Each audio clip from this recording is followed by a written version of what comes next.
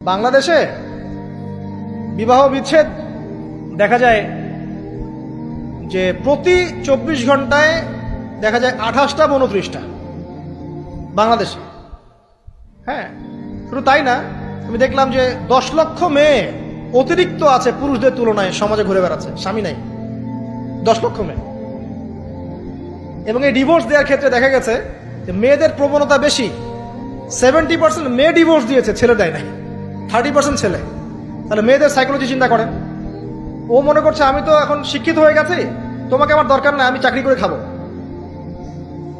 খুব বেশি শিক্ষিত দরকার নাই আপনার, দিনী শিক্ষা আছে কিনা ওটা দেখবেন।